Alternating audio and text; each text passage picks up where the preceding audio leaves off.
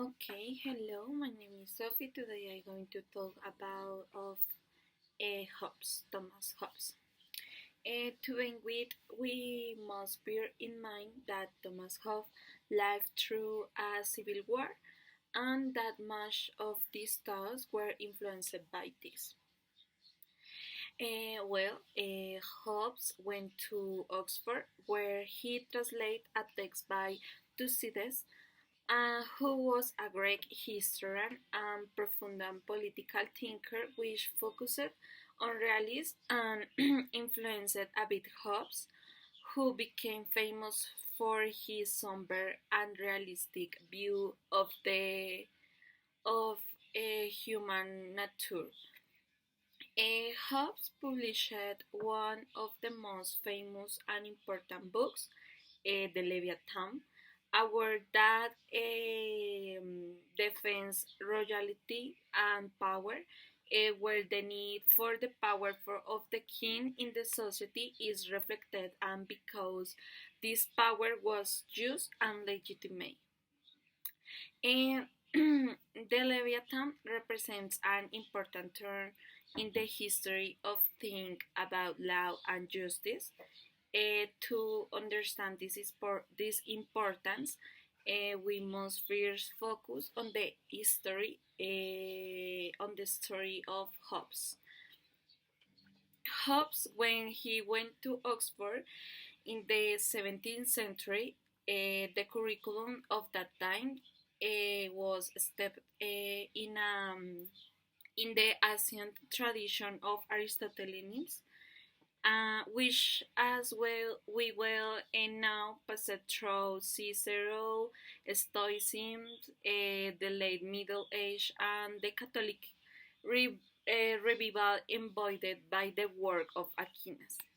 These Aristotelians focused on natural law, the natural order of the universe, and positive human law, principles that were seen in much of the monarchy of the Middle Age and modern Europe.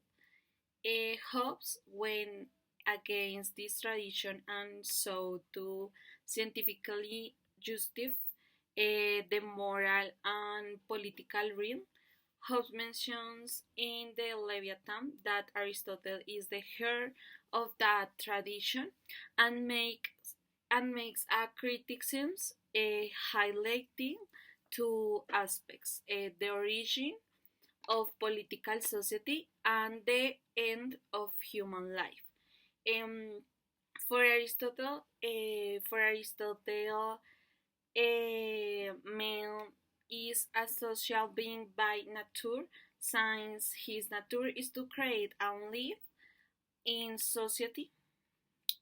Hobbes say that this is totally false, since for him society is not a natural state, if not that is a creation of the human beings in order to live his natural state, in which there are individual interests motivated by glory, power, and the self-preservation of his desires, which puts man in conflict with other man.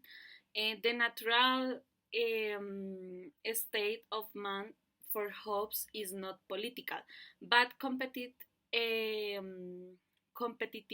and in order to coexist in the society, man has to reach some agreements to stop being in a constant war with himself and with others. Another major difference since in Hobbes and Aristotle is what they think human beings are and what purpose they have. In Hobbes' philosophy, we see the human being is influenced by the scientific revolution that impacts political thought.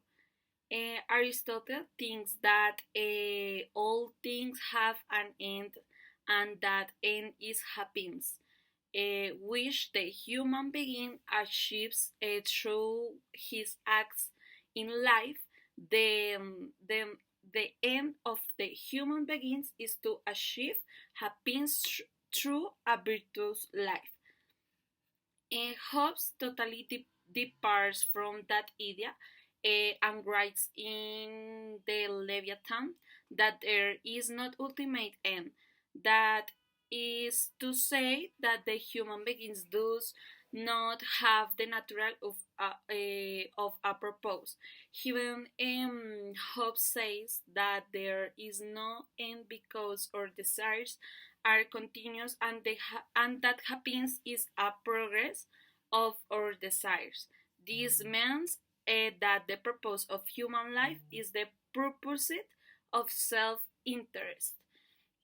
Another important part of the Leviathan is Hobbes' definition of liberty, which says that it is the capacity to act without restrictions and that one can be free under the power of a sovereign since he knows what is convenient or not for society.